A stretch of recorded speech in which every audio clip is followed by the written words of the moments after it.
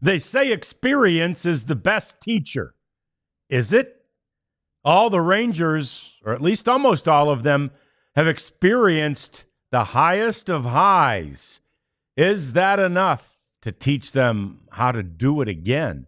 We discuss that today on the DLLS Rangers Podcast.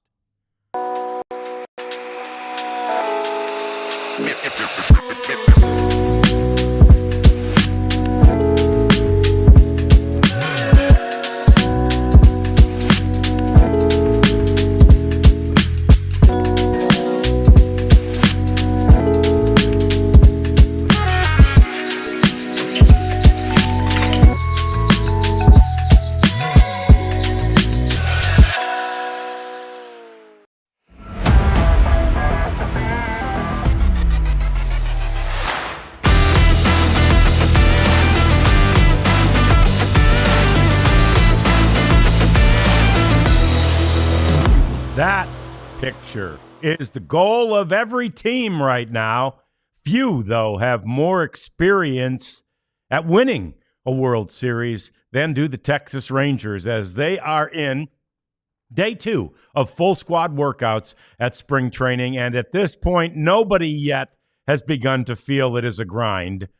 Well, nobody yet, except maybe some of the media members. Although I don't think Jeff Wilson has, because Jeff really likes spring training. Jeff joins us now from Surprise, Arizona. The Prophet is here, Elijah. We want you to like and subscribe and hang out and chat with us. And, Jeff, any hint of Groundhog Day, any of that stuff yet? Well, today the clubhouse opened at 7:15 a.m., so we were all a little. That's been about an hour and 15 minutes earlier than normal so far this spring. So we were a little tired, but they had some meetings that they always have with various organizations related to baseball, and they had a meeting led by Kevin Sullivan, the great PR specialist from our area, who always gives a media relations, public relations seminar every spring. So as always, the media draws the short stick on those days. So I'm going to take a nap. A nap at some point here today. Yeah. Sully's been doing that thing down there for years, and it's always fun to see him. Basically, he was a former PR director of the Mavericks, and now then he worked in the White House when President Bush was there and all that. He's a major domo in PR now, but always nice to see Sully down there. And then, so the one thing about that 7:15 curtain call, if you will, or wake-up call, is the fact that, like, the players know they have a lot to do. It's like you get there and they know they're about to be really busy, so it's not even that productive for 7:15 in the morning typically, is it? Yeah, and when we got there were only 3 players in there, so it was they were off doing their own stuff or hadn't arrived yet. But we were able to get a couple guys, but some news was made out on the field, and I was able to track down Luke Jackson finally, and hadn't seen him in 1,000 years. But a good kid, and not a kid anymore. He's a father of 2. Yeah. So how things change if you give a guy a couple of years. But a good day. It's over now. Beautiful, unbelievable weather. These are the days that you think of when you come to spring training. What you expect weather-wise. Not to rub it in at home and what's about to come in, but this is why teams have spring training in Arizona today. Days like today. While I was waiting to start the show, I'm in the stadium today. They were testing the ABS. There were some minor league pitchers throwing live batting practice. Josh Steven and Mitch Brad among them, and they had some guy down on the field, and no umpire. I think they were just randomly challenging calls, and then it was pretty interesting to see how it's going to work. And it takes no time. It really takes no time at all to do it. So it's not going to slow the game down. So we'll see how that plays out when Cactus League games start. But beyond that, it was a pretty standard day out there. Yeah, so let's start with Luke Jackson, who, of course, we talked about yesterday. If any of the people in our chat have missed it, Luke Jackson did, he was a number one draft pick for the Rangers back in 2010, and he played for the Rangers for a while, and he's been out and about in various other organizations for years. But anyway, he's back, signed as a free agent, said he really wanted, as he was approaching the possibility of being able to choose his own team, he really wanted to come back here for various reasons, not the least of which is how competitive the Rangers are and how competitive he expects them to be. But the thing is, Jeff, to your point about him being a grown man now compared to what he was at 18 when we first saw him at spring training in 2011, and he reminisced with you about coming in then with hair to his shoulders and purple Vans on his feet. And the reality is I almost didn't recognize him with the short hair. I mean, he looks a lot different. Yeah, he doesn't have the baby face anymore. He's a grizzled MLB veteran who's been through some injuries things with the Tommy John surgery. He had some back woes the last couple of years. But yeah, 2 kids. They'll put some years on you just chasing them around. But to hear him talk now, it's complete sentences and multiple sentences, completing thoughts and things like that. So you go a long way in 15 years, and he has grown. There's no doubt about it. Since the first time I remember meeting him. I think I said yesterday in Miami when the Rangers were playing the Marlins in a 2010 series to now, and the conversation we had today, it was quite a difference. I think I'm still the same, but Luke Jackson is definitely different. Yeah, you're probably not the same either, but I get it. you feel like you are. And then one of the things I loved that Luke Jackson talked about was one of his main influences, a guy who is represented by the same guy that Luke Jackson is, and a mentor, Luke said of his, is Kirby Yates. So, we couldn't get Kirby Yates back here, but maybe we got sort of a protege, right? Maybe the next best thing. Well, there are a lot of similarities there. When Kirby signed with the Braves, he was coming off his second Tommy John surgery of his career. Luke was just going into his first recovery from his first. So he got there's a lot of conversations about that, how to manage, and then, Kirby came back and pitched and was okay. And then, in 23, he was okay, but he still wasn't as good as he would like. And then this last season, obviously 24, he was fantastic. I think Jackson might be on that same path. He came back midway through 23 and was actually better than Yates was. But then he hurt his back last year while still trying to figure out the elbow. So there were some things to learn last year. His ERA ballooned to 5.09. But if you kind of take a look at his second half, he had a huge strikeout rate, 37% against right-handed batters. And so that's one of the little things that the Rangers were attracted to. And, for a cheap price, again, I think it was under $2 million, about $1.5 million. You're getting a guy who they're confident will be getting outs and in big situations. He may close games. You never know. There's an opportunity for that, obviously, as the Rangers go into this spring without a closer. And whether it's mixing and matching or one guy ultimately wins the job, you're going to see Luke Jackson late in games. Yeah, absolutely. Any of these guys are candidates for that high leverage situation, and all of them are interested, as we discussed earlier in the week. Every guy, all these guys, these now, 6 or 7 men that have been brought in who have a chance to bolster the bullpen in some way, all have an opportunity and a willingness to fulfill that closer role, and why not? I mean, that's a high leverage, high profile, and ultimately, especially for the younger guys, ultimately could be a much higher paying role on any team in the future. So it's understandable that these guys would want to do that. The other news that you were talking about, Jeff, that you were able to track down out there on the fields is Robert Garcia. We've been a little worried about the nerve irritation in his forearm. And, of course, anytime you hear forearm, you think, oh, gosh, that's connected to the elbow Tommy John, right? Yeah. But he's out there. He was throwing today through a first bullpen, right? Yeah, he did. And as far as I could tell, it wasn't, like all these guys at this point, it wasn't maximum effort. But it was effort. It was more than effort than he has been capable of giving or allowed to give, at least. And, everything seemed good, and we didn't get any reports otherwise. He walked off the mound and went into his drills and running like everybody else does. So that's a good first step for him. He's one of the six. You talk to these guys, these Rangers coaches, and they're all intrigued by his arm. It's from the left side, but he's got a big arm. He has good stuff, and his backstory. He was out of the game for a while. It's a very good. It's a compelling story that you hope gets told.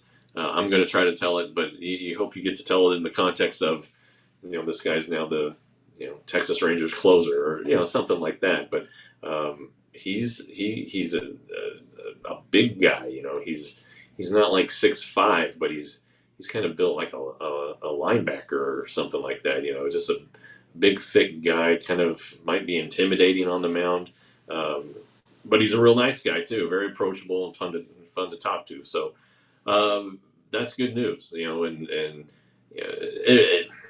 We know, John, that every year there are injuries and guys aren't going to make it to the starting line.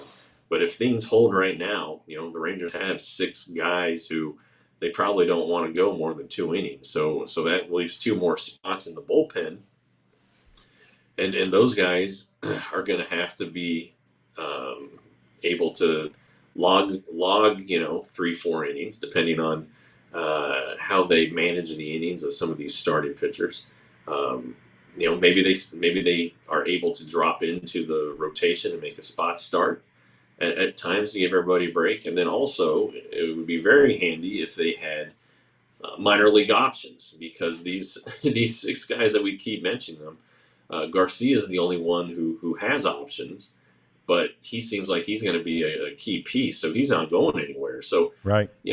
On those days that they have where you use 6 relievers after using 5 relievers the night before, you need somebody, and you need somebody who has options who can go to the minor leagues for the good of the big league club. So, there are a lot of guys who fit that mold. Dane Dunning has options.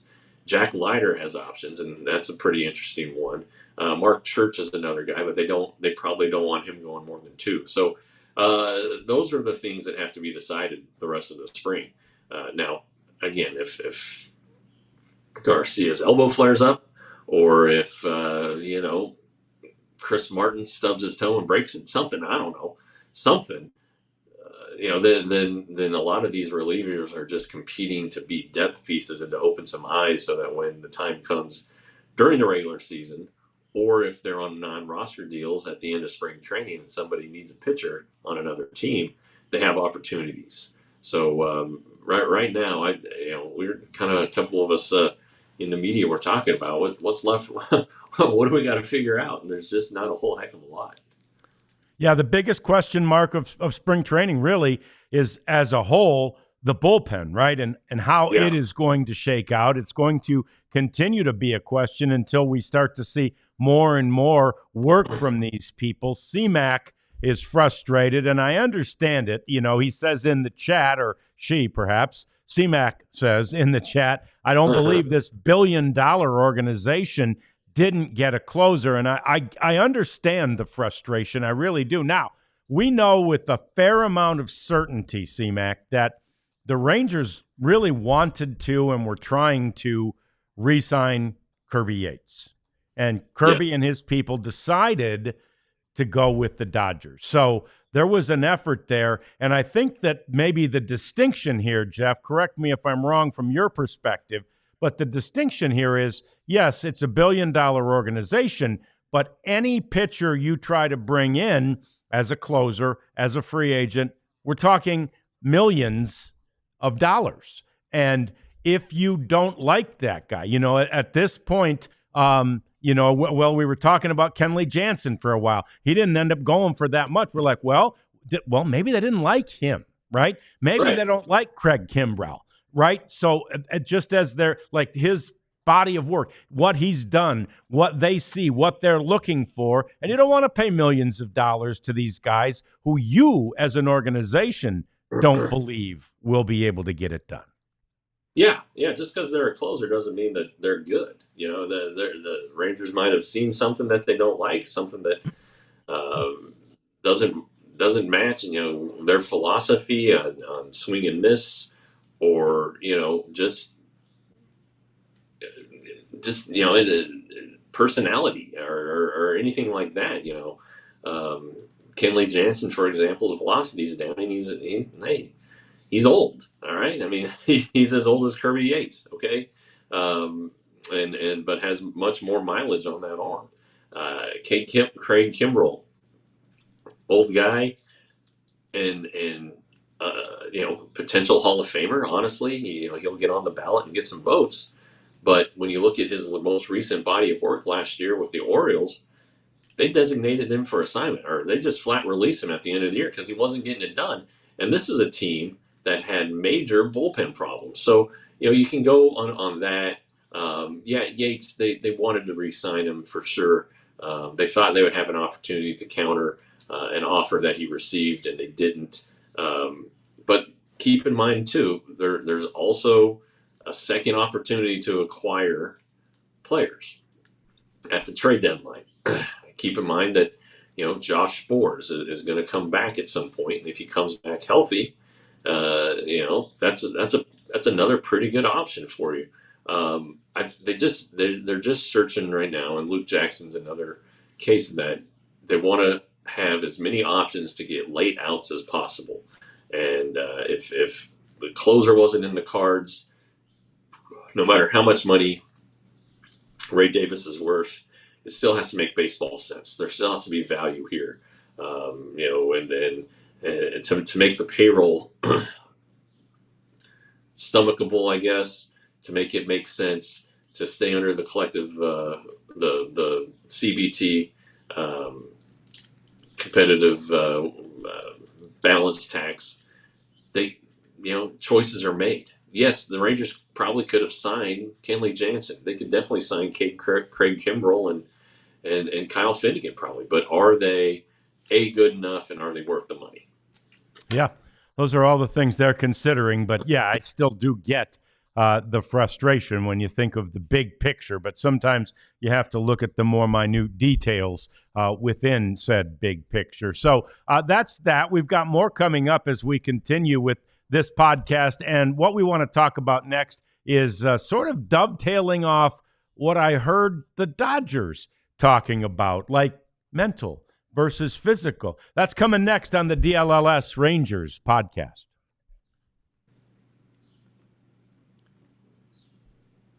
First, though, we want you to take advantage of Sleeper. Jeff can't right now. He's in Arizona, which is a state that doesn't support or doesn't yet allow Sleeper. So there he is. That's why he's been biting his nails and, getting frustrated out there because he's jonesing.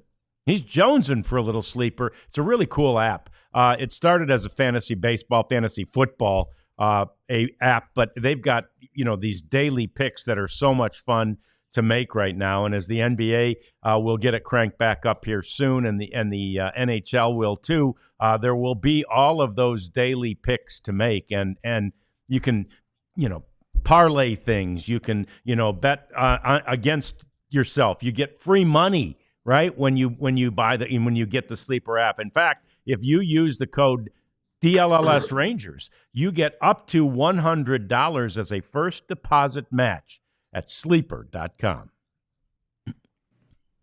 And, with all that money you're going to be winning, you can take over to Saturday Neon and really upgrade your man cave, your office, wherever it is you hang out and watch sports. Saturday Neon is the place for you, especially the college sports fan.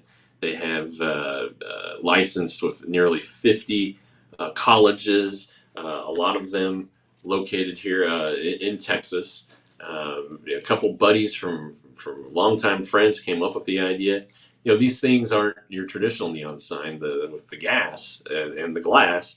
They're LED neon, so they have like 100,000 hours of of life, and they're cheap and durable.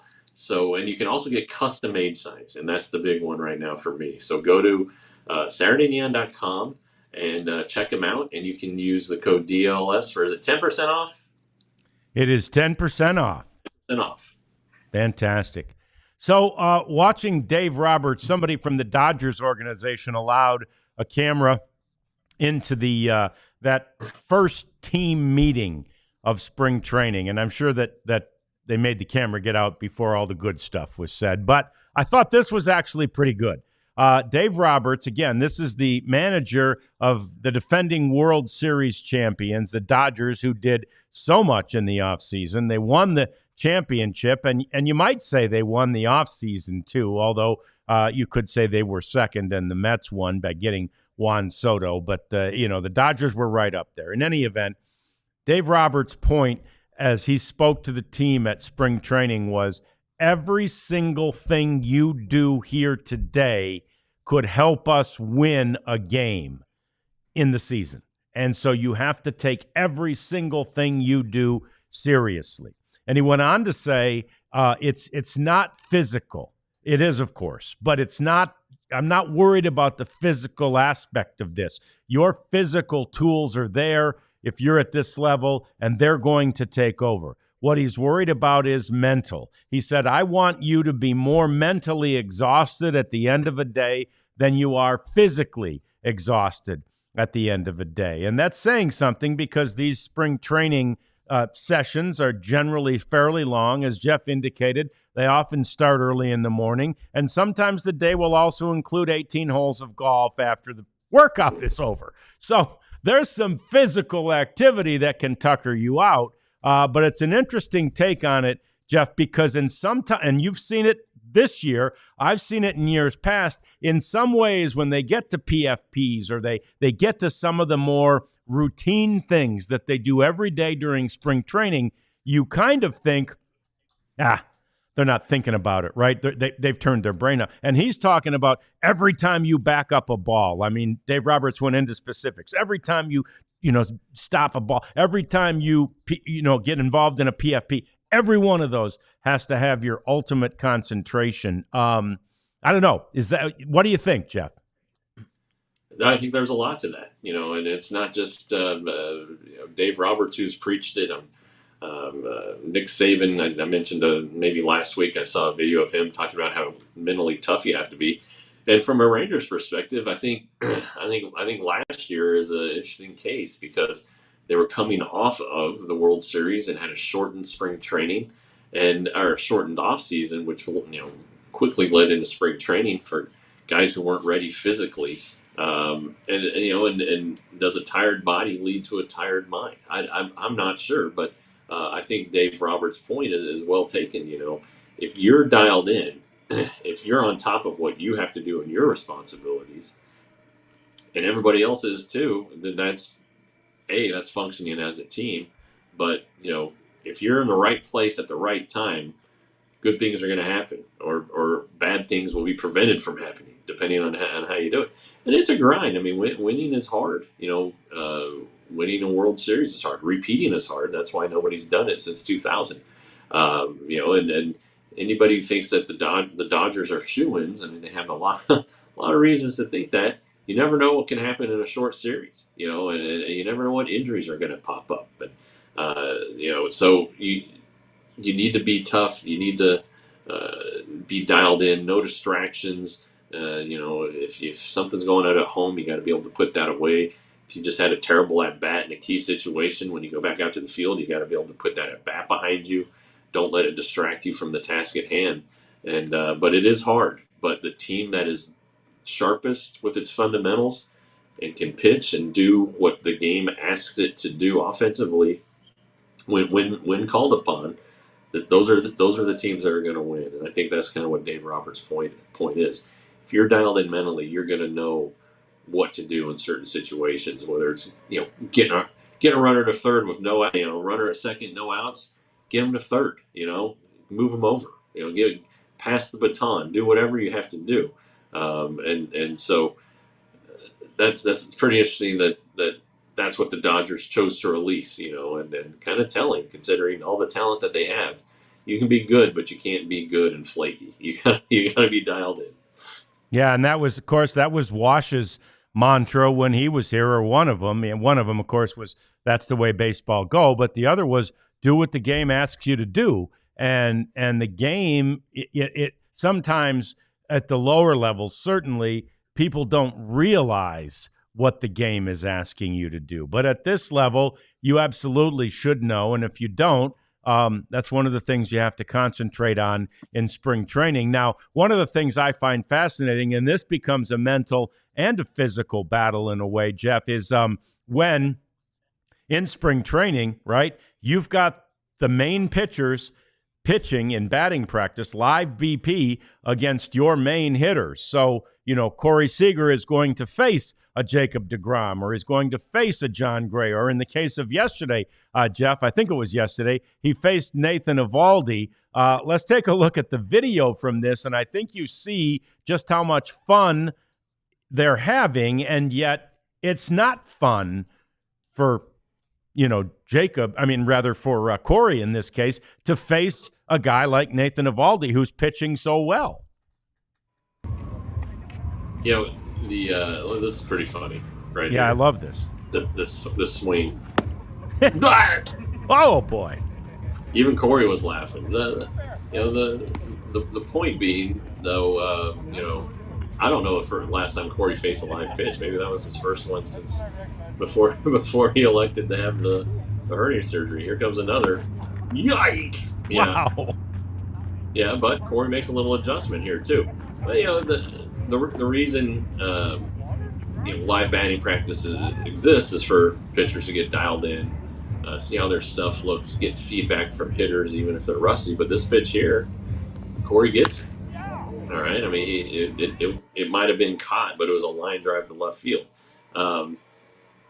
It's good for everybody. Hitters get to track pitches, but then they're competitors too. They want to have good at bats, and poor old Tyler Mahle faced Wyatt Langford yesterday. I put some of that on our Twitter account. It was like an 8-pitch at bat. It was just a grinder. I didn't have all 8 pitches, but it was Wyatt Langford was not up there just to give in to Tyler Mahle. He was up there to get himself ready for the season against a guy who's going to be in the Rangers rotation. So there is a lot of purpose behind everything that the Rangers do in spring training, and some of it is the mental side, and getting feedback and making adjustments, and doing that for 6 weeks, so that when opening day comes around and the bell rings for you, whether you're an everyday position player or whether you're a starting pitcher or a reliever, you know what you need to do with the stuff that you have. Yeah, and look, the reality is, if there is time or occasion where you maybe take a slight mental break or a mental vacation, right, during your spring training sessions, one of those times is not when you're facing Nathan Eovaldi, one of the best pitchers in the game, right? I mean, that is not when you take those. You are concentrating. Wyatt Langford is concentrating every time he's facing a major league pitcher. There's no doubt about it. Full concentration. And in fact, with regard to Corey, he was asked yesterday, I think, or perhaps earlier in the training camp or spring training, but he was asked about his numbers against Jacob deGrom, which, Jeff, his numbers are pretty good against deGrom. Yeah, I think he has a 400 career average, which you just don't see a lot against Jacob deGrom. And Corey conceded that some of those were really cheap, but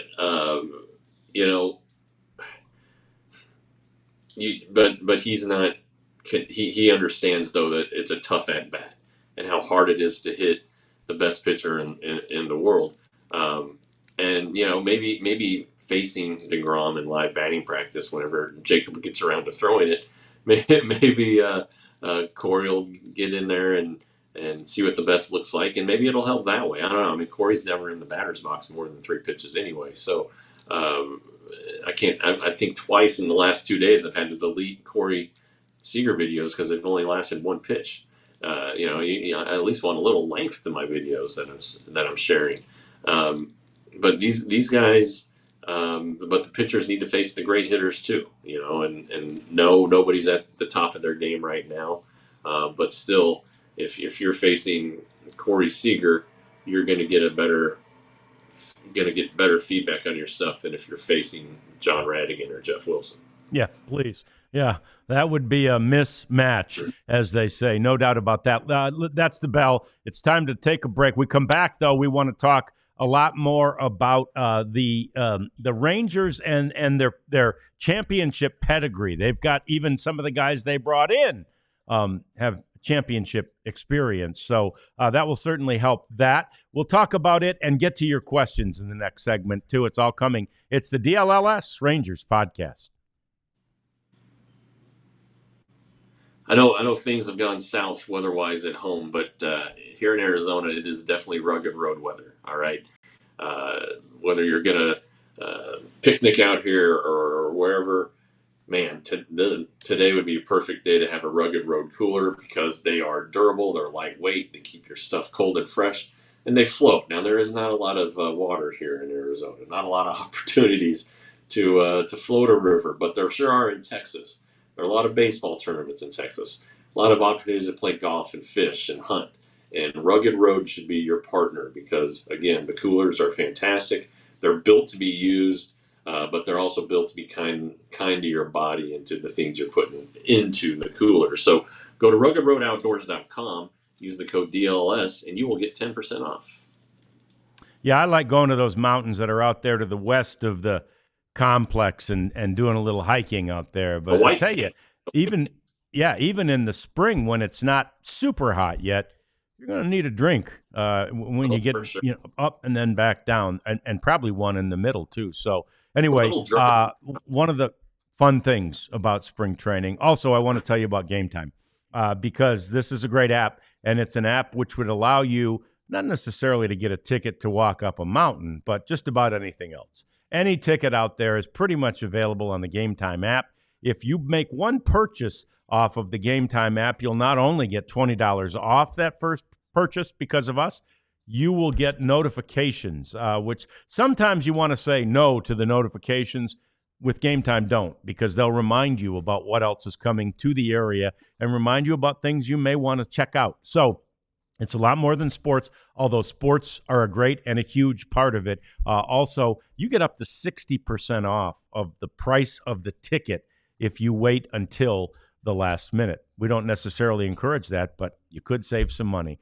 GameTime.com, code DLLS, and get that $20 gift for your first purchase. Did you say what those mountains are called, Jeff? Yeah, the White Tank Mountains. Yeah. Those are cool. Have you hiked up there? No, I'm scared of snakes, so I'm not going to go up there, John. Yeah, I'm staying away from any unkept areas.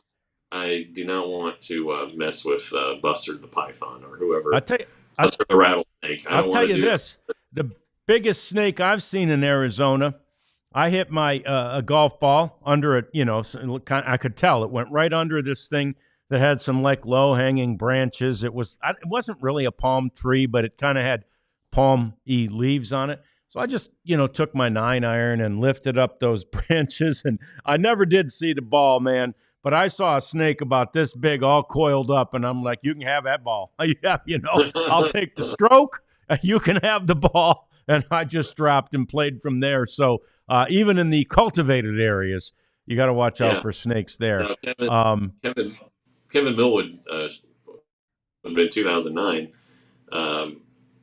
or 8, was playing golf at a course at 20 minutes from here, and he said, "Hey, let me show you this picture." I was like, "All right," and he was right on Kevin's a great golfer, so he must have hit a pretty bad shot. He was right on the out of bounds line. He was still in bounds, but his ball was about 6 inches from a rattlesnake that was coiled up.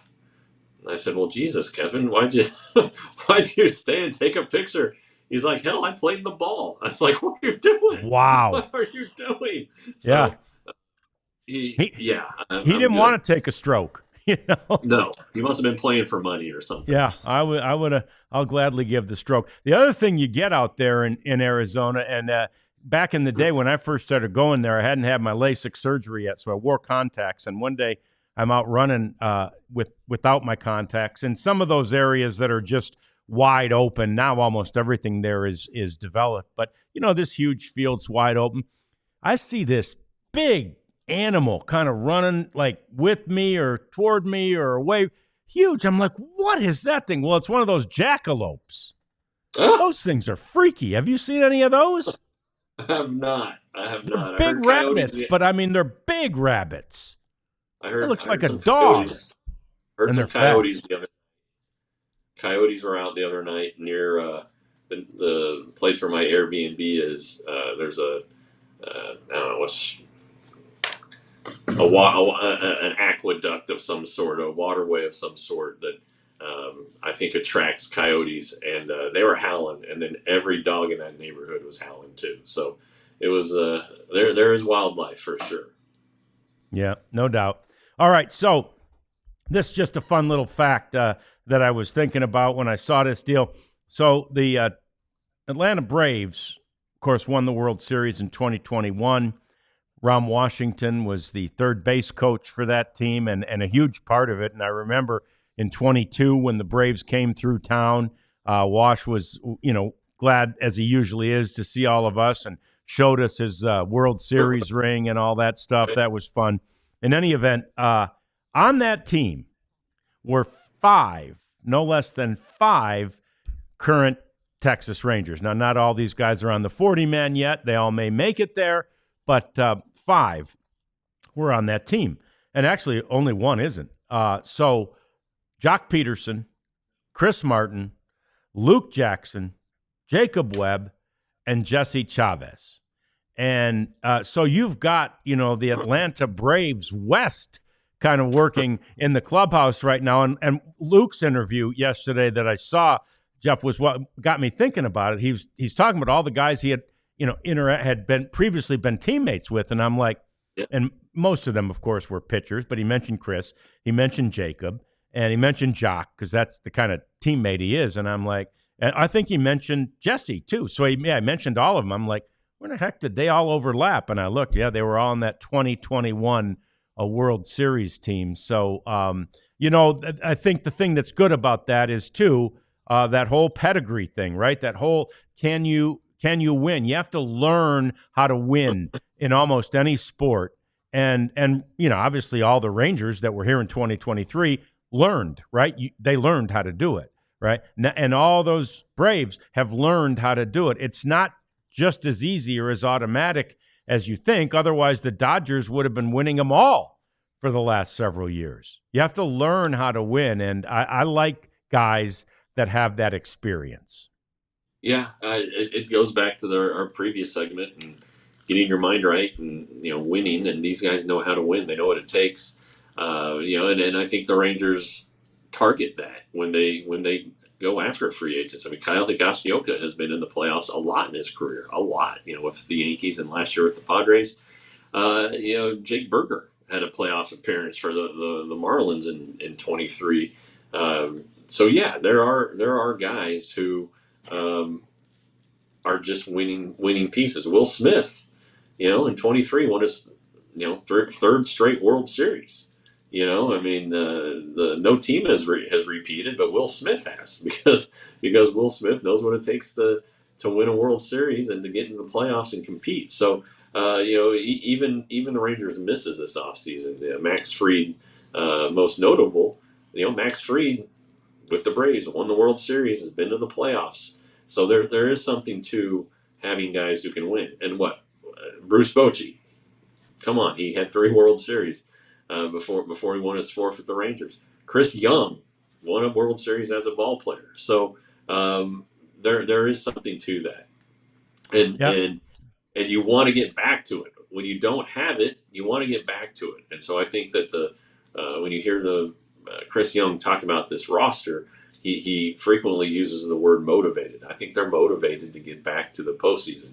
And if they are, and if they can stay healthy, that puts them in a good position because of all their past experiences. winning World Series. Corey Seager had a World Series when he came to the Rangers. Yep.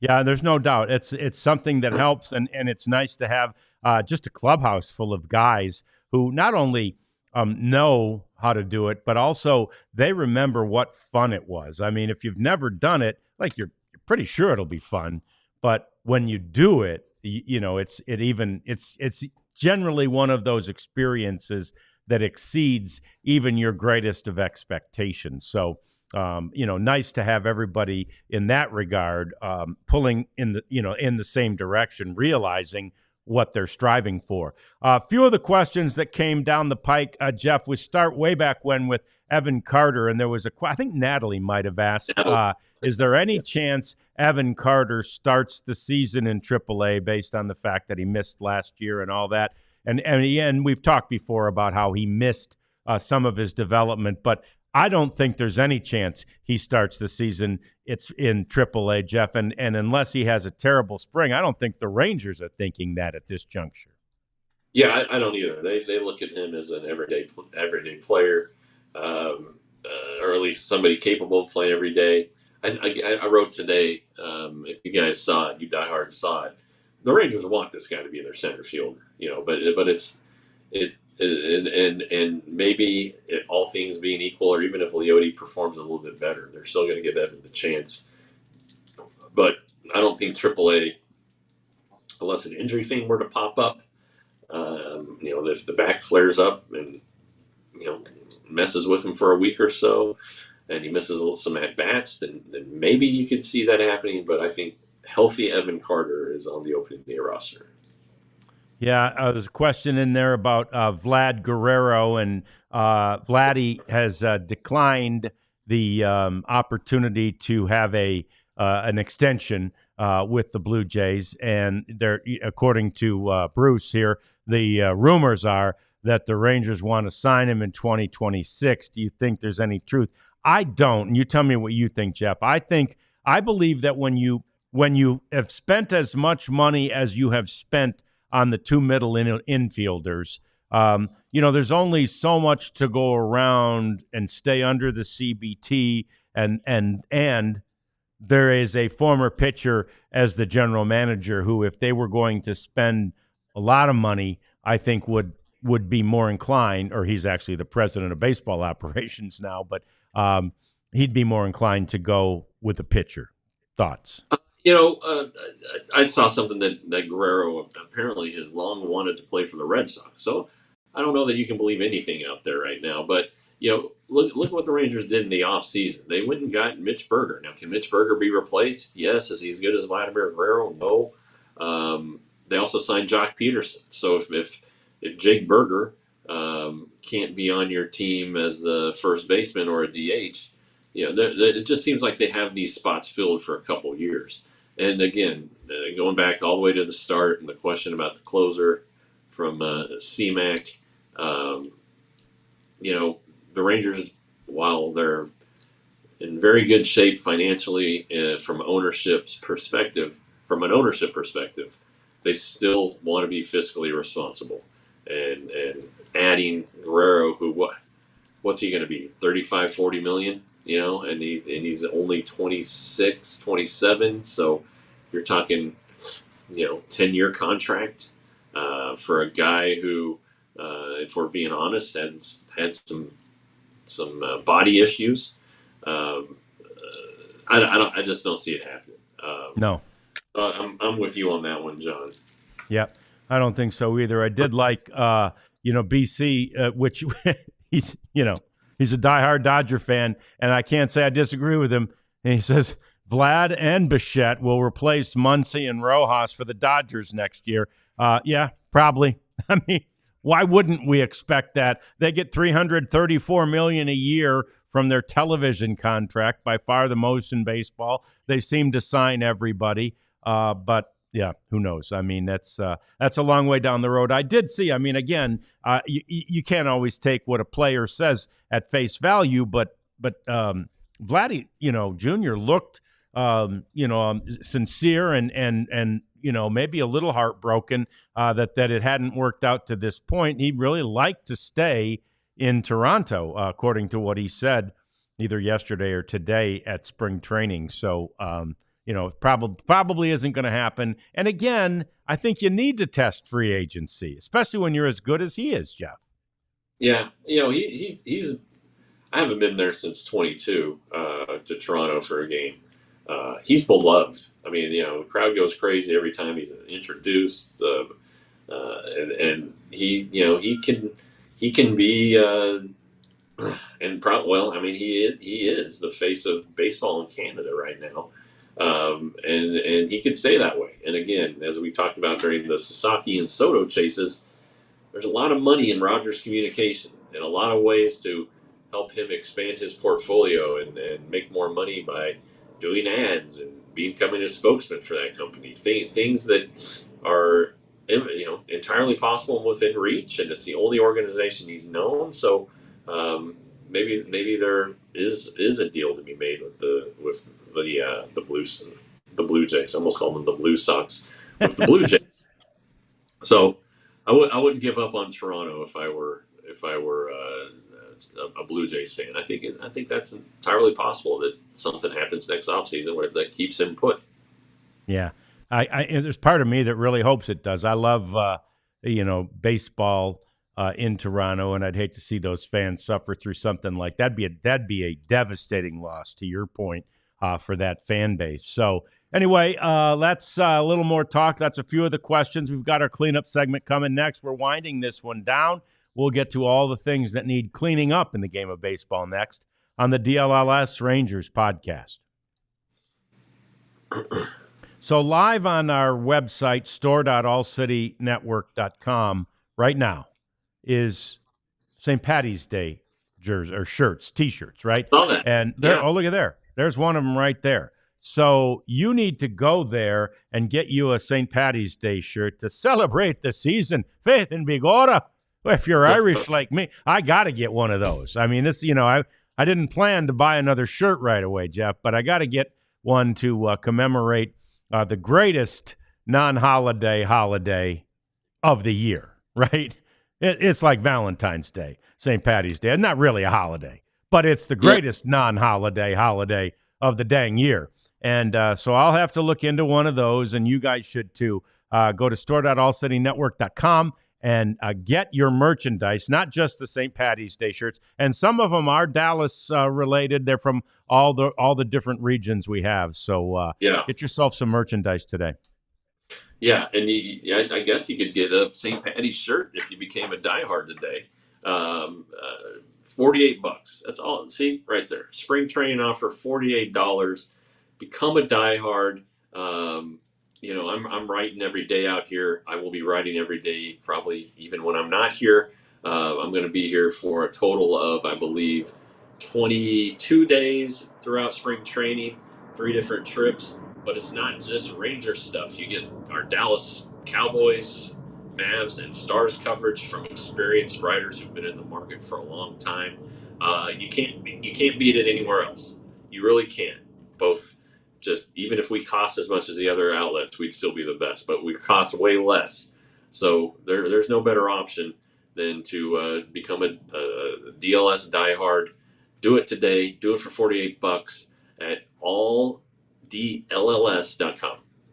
Yeah, or that QR code right there. Scan that puppy, and you get right to it. So that's a great choice, a great idea. It's only $4 a month. Plus a T-shirt. So really good deal. All right, let's run through some of these items in our cleanup segment. The first one, Justin Turner, former Dodger, signs with the Cubs. And that was probably something that we all saw coming as they've been just kind of working through the various things, the various options that they might have. And basically, when the Bregman thing didn't happen their way and they didn't make the trade, and then, anyway, we kind of thought Justin Turner might land there. Yeah, another winner, a career winner. He has a lot of pedigree and played for some great teams, knows how to win. So that's an interesting addition for them. He was a third baseman for so long for the Dodgers. At 40, I don't know how much third he's going to be playing, but The Cubs right now are looking at one of their top prospects as their third baseman. Maybe get some tutelage out of Justin Turner. You're going to get some good at bats.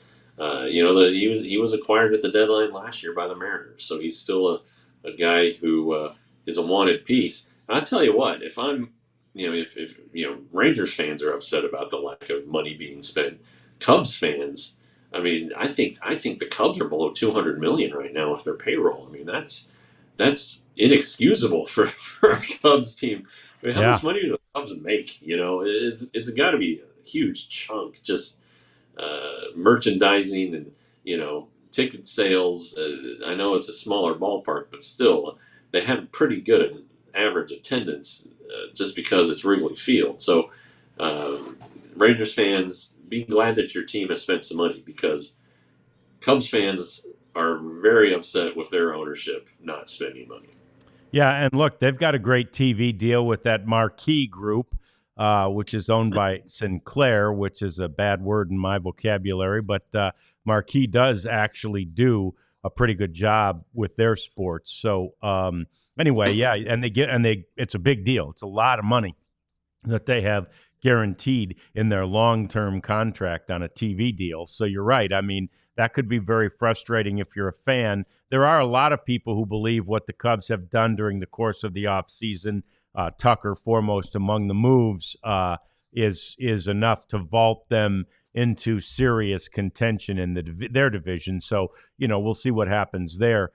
Next on the list, though, is the fact that Frankie Montas is out for 6 to 8 weeks with the Mets, of course, and I think they've got about 8. They're about 8 deep at starter, Jeff, and right away they're saying Mendoza's saying, that's why we have depth. Our depth is going to be tested right away. It's we talked about yesterday how the Rangers are kind of throwing numbers at the especially the bullpen in this case, and maybe this is an example of why, right? This is a lat strain that he felt yesterday, Montas, and it's a lat strain, and it's going to keep him out probably till June because he can't do anything now. It takes 6 to 8 weeks to heal, and then he essentially has to have a full spring training ramp up. Yeah, no, it's a big one, and you can never have enough pitching. That's Chris Young's go-to line, and the Mets are living proof of that. The Rangers dealt with it last year, and yeah, they do have 8. The Rangers have 8 starters basically right now in spring training. If you count Dunning, Rocker, and Leiter as starting pitchers, as the Rangers do, and then you go a little deeper into the farm system. But those are, 8 is never enough though. Dick Van Patten. Yeah. You have to go even deeper than that.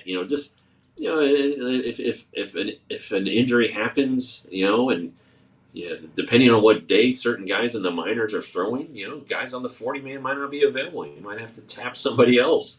So it's crazy how many pitchers a team uses. And everybody can point to the 2011 Rangers, and that just doesn't happen. When your starting 5 avoids the injured list the whole season, not never, but very rarely happens. So and teams know it. All teams know it. That's why they bring in guys you've heard of on minor league deals, like Adrian Hauser with the Rangers, who I spoke to today. He's an Oklahoma native. He was pretty excited at the opportunity. I was like, man, Adrian, it seems like with your pedigree, you could have gotten a big league contract. And he said there were some opportunities, but he really likes the idea of pitching for the Rangers, a good team, close to home, and he liked his chance at making the roster. And again, the Rangers are going to need a couple guys down there that can fill innings. Yeah, no question. So a quick question from Rarities, who apparently is headed out that way, and generally guys like us aren't the best to ask questions about tickets because we don't need them. But do you know, Jeff, is it recommended to buy some online, or should he wait, or should Rarities wait till they get there and then get them day of? Well, I mean, I would think about using the Game Time app, to be perfectly honest with you. But I guess that would ensure that you have tickets. But I don't think these early games aren't sold out. The main concern is the traditional spring break weeks. Those are always the largest crowds, and also games featuring the Cubs, the Giants, and the Diamondbacks. Those are always a tough ticket. Oh, did I say Cubs? I said Cubs off You the did. top, right? Yep. Yeah, those are always the tough tickets here. I would imagine Dodgers are now into that realm. Apparently, they've had just huge crowds out at Camelback Ranch where they do their training. So look at the schedule and plan accordingly. But I think if you're coming out for a Rangers Guardians or Rangers White Sox matchup, you can probably just walk up to the ticket booth and get you a ticket. Yeah. So, and if you're out there, I think you really need to go see that Diamondbacks spring training. Is it still called Talking Stick, Jeff, or what's it called now? Yeah. Talking Stick at Salt River Fields. Yeah. Or Salt River Fields at Talking Stick. One of the two. Yeah, and it's basically right across the street from the Talking Stick Casino that's out there. But it's an amazing for a spring training, a Cactus League type park. It's really a fun place to go. You should go check that one out. And we're running out of time, but let's see. How about this Bregman and Walker Bühler, Alex Bregman and Walker Bühler, teammates now, of course, with the Red Sox, but they've been teammates before this, Jeff. They own a racehorse together. And the racehorse's name is March of Time, which does not sound like a fast horse to me, but it won in Santa Anita, and they were all giddy. And actually, Bühler was landing at Logan Airport in Boston to go get his physical completed. And that he got the word from Alex Bregman that their horse had won. They've been friends since 2014 when they were on Team USA together. But, they call horse racing, its nickname, Jeff, as you know, is the sport of kings. And I think it shows just how damn much money these guys are making. That hadn't even signed his free agent deal yet, and you got enough money for a racehorse. Yeah, any time Arabian princes are getting involved in your industry, that there's some high money involved. And when I think of horse racing at that level, I miss Secretariat by a few years, but the trainer Bob Baffert, right? Yeah, you got a picture of him in your head. He just looks like, if you close your eye, if someone says, think of a rich person and what he looks like, I close my eyes and I think of Bob Baffert. He just looks like a rich guy, always dressed impeccably, the hair and the glasses, and cheating be damned, Bob Baffert. But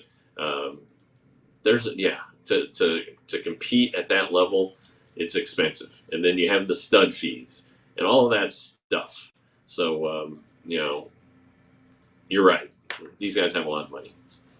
Oh, boy, do they ever. So a couple of things from the chat that we do want to touch on. Rarities Now remembers the trip is during spring break week. So get the tickets now just to be safe, right? You might as well. They're not going to be much more or much less if you wait. The other thing in there is just about Lighter and Rocker. And we need a full show for that. So we're going to get to all of that tomorrow as we discuss the various possibilities that exist. They haven't done anything, neither of them this year really yet, nor has anyone else. But there's a lot of possibilities, and obviously there are a lot of questions. One of the things I did hear, Boach was asked about it, I think this morning, Jeff, you were probably there, and he was just raving about the work, right, that Jack Leiter has put in. I mean, he's working on a new pitch, a two-seamer, and just the work he's put in is not going unnoticed. Right, and he. I think the person asking those questions, this is the direction he's going with his story. Is is it a good thing or a bad thing that his dad is Al Leiter? And so that's kind of the nature that story. Natalie, if you're a diehard or you guys want to become diehards, you'll get a preview of that as soon as the show's over, because I'm going to finish writing my story about where Rocker and Leiter stand. So if you can't wait until tomorrow's show, which I hope you can, because again, $48 is a hell of a deal. Go ahead and become a diehard, and you can read all about it here in the next couple hours. Yeah, and that's the thing. Jeff's got all this in his head, and he's organizing his thoughts even as we speak, and he'll write them. But again, we have limits on how much we write, and in an hour we can say a lot more than we can write. So we'll talk it all up. We'll talk it up, down, backwards, forwards, and through tomorrow, and you can join in at any point tomorrow when you join us on the chat. So that's going to do it for today's edition of the DLLS Rangers podcast, but we'll see you again tomorrow. We're on 2 o'clock each and every day the rest of this week, back to noon next week. But anyway, 2 o'clock tomorrow. If it's still really cold or icy, we may not be either of us in studio, but we will be here with you at 2 with the DLLS Rangers podcast. We all silly like the mayor.